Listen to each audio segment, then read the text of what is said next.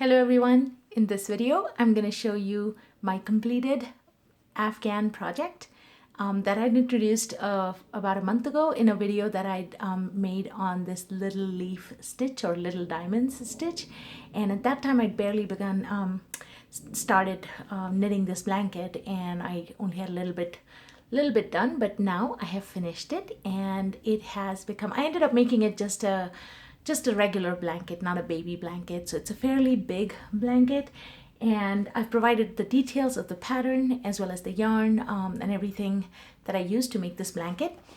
And the yarn that I used was actually this creme glacé helado Lion brand yarn. It's just 100% acrylic yarn. The colorway is called Cookies and Cream, although if you look at the color, it's actually more of a gray-white combination. So I don't know if that's a misprint or what, but I like this neutral color shade and muted color shade, so I picked this one. It is 100% acrylic and it's actually a light yarn, so it's a little bit skinnier, and I used 2 skeins of this 10-ounce yarn, so it's really a lot of yarn, and I only had a little bit left and I have some here, as you can see. It is pretty soft though, even though it's acrylic. It doesn't feel very crunchy, and it is lightweight though, thinner than worsted or medium weight. All right, so let me show you how I knit this blanket. Before I do that, just wanted to introduce the edging that I did for it, and I'm going to show you in just a minute how I did that. But I did put a sort of a broken rib edging both at the bottom and the top, and then on the sides as well. And then the middle part is that little leaf diamond or little diamonds pattern, and then that's the right side, that's the wrong side. Okay, so for the pattern, if you follow the pattern, it'll tell you exactly how many stitches to cast. For this demo, I've just cast on 18 stitches here. So you need a multiple of 6 stitches for the pattern itself, plus I've added on 6 stitches on either end for the border. Now if you can either get the yarn and follow my pattern for the blanket if you decide to make it, or if you want to make your own or vary the size, then just make sure that your stitches are a multiple of 6, and then add on to that the number of stitches that you want on either side for the border. And if you follow this pattern for the border, then you need a multiple or even number of stitches on either side. So you could do a multiple of 6 and then add on 10 stitches on either side, or 6 stitches, or 8 whatever. Just make sure it's even. All right, so I've cast on 18 stitches. I'm going to do a 6-inch or 6-stitch border on either side, and I'm going to do the pattern, at least for this initial bit, in just the middle 6 stitches. So for the border, the first row is just a regular purl. So I'm just going to go ahead and purl all the way across. And I used long tail cast on for my cast on. If you're not familiar with that technique, I'll give you a link to it right here and also in the description field. Any kind of cast on really works for this one, but I like the long tail cast on because it's a little bit stretchy. You can also try the German twisted cast on. I think that one works well too for this pattern. Okay, and just purl all the way across.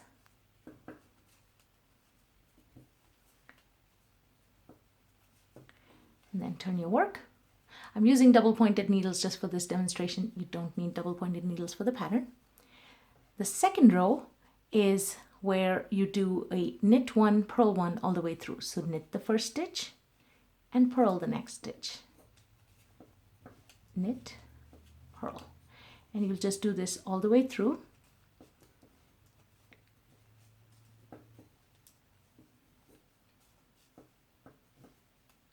And these 2 rows really are your repeat for the entire border. So 1 row of all purl and 1 row of 1 knit, 1 purl.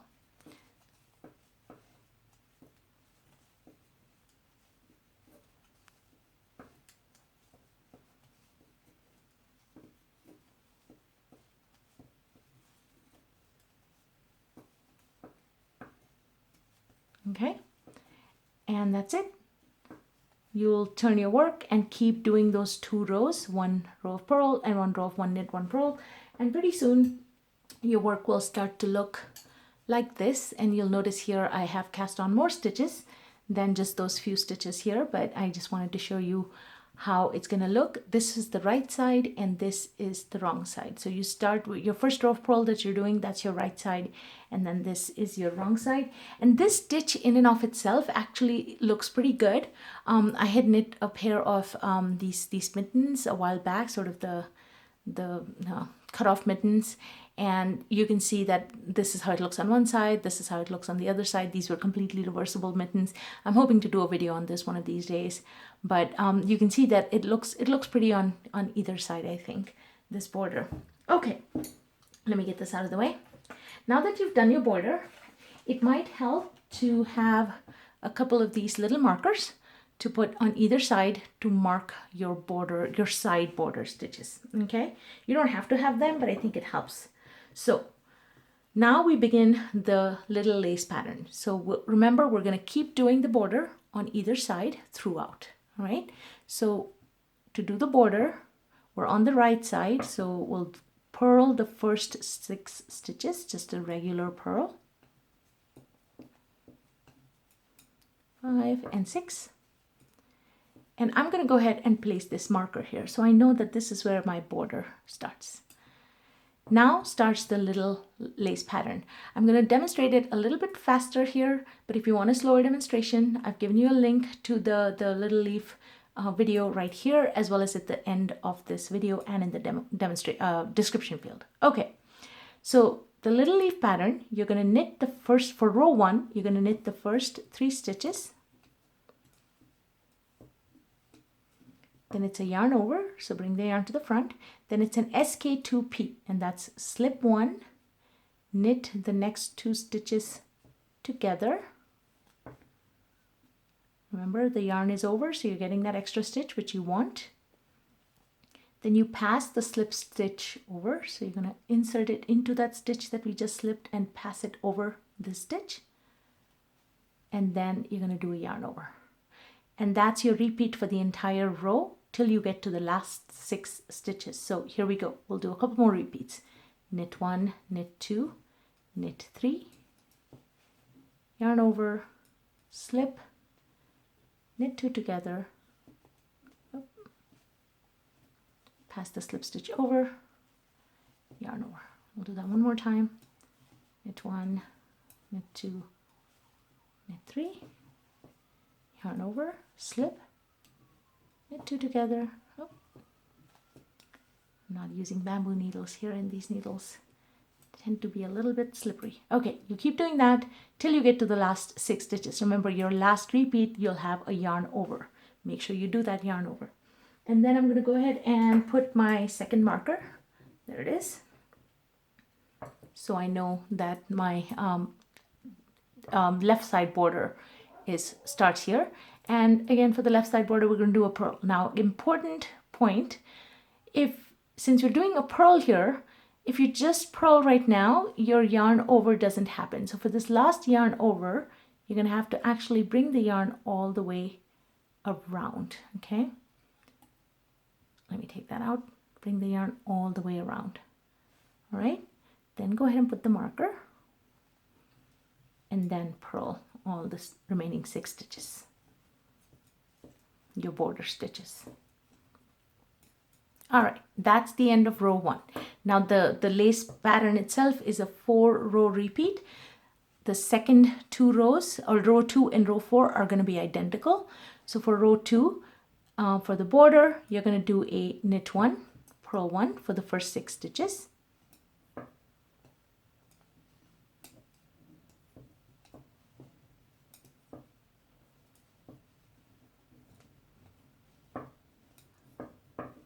Going to slip that marker, and now it's just a purl all the way across till you get to the next marker.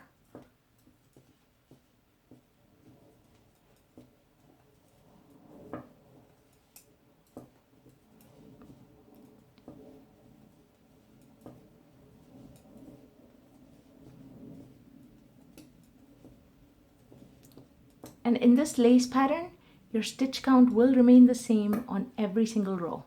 So if you're ever not sure of whether you did a row right or not, you could just check your stitch count.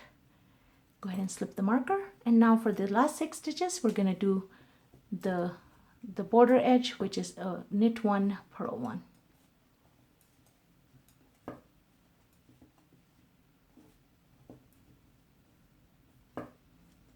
Okay, and then you turn your work. So that was the end of row 2. Now for row 3, again, first 6 stitches, it's the right side, so we're just going to purl the first 6 stitches for the border.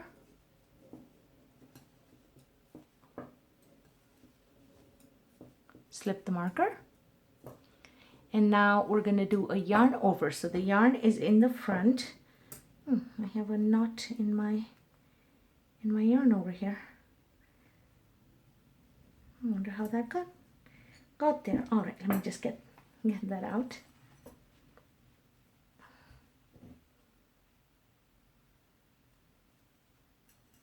Can I get it out? One more knot. Okay, here we go. All right. So let's put the marker back on. He wanted to jump. All right, there we go. So now that row 3, yarn over. So your yarn is in the front, and then you're going to do a slip 1, knit 2 together, pass the slip stitch over. Now be careful if you put this marker, make sure the yarn goes on this side of the marker.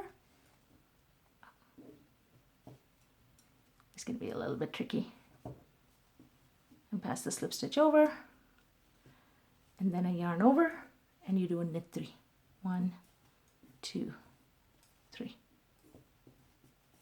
And that's your repeat. Okay, we'll do that a couple more times. Yarn over, slip, knit 2 together, pass the slip stitch over, yarn over, 1, 2, 3. Look once more, yarn over, slip, K2 together, pass the slip stitch over, yarn over, and knit 3. And that's the end of the repeat. You keep doing that till you get the last 6 stitches. Slip the marker, and now you're just doing a purl for the remaining 6 stitches. And then row 4 is identical to row 2. You're going to do knit 1, purl 1, knit 1 for the first 6 stitches, purl all the way across, and then knit 1, purl 1, knit 1 for the last 6 stitches. And that is going to start forming your little diamonds pattern, and pretty soon your work will start to look like this, and it'll look very pretty, and you'll have wonderful little diamonds. Knitted diamonds, not real diamonds, but I hope you give this pattern a try. A couple other things I'll tell you. After I made this blanket, the edges do tend to roll a little bit, so I did have to block it. And let's see, the pattern, the blanket ended up being about 40 inches in width and about 60 inches in length. And yeah, I'm trying to think if there were any other points I wanted to tell you about this, but I think that was it. So I'm really, really looking forward to this. As you can see from the picture in the thumbnail, it's a very, very big blanket. I really enjoy it, and I'm gonna use it. My cat is certainly enjoying this as well. And so I hope you give this one a try. Let me know how your project went, or if you made any modifications. Would love to hear about that. Put the comments in the comments field. Like the video if you liked it, and subscribe, and feel free to share.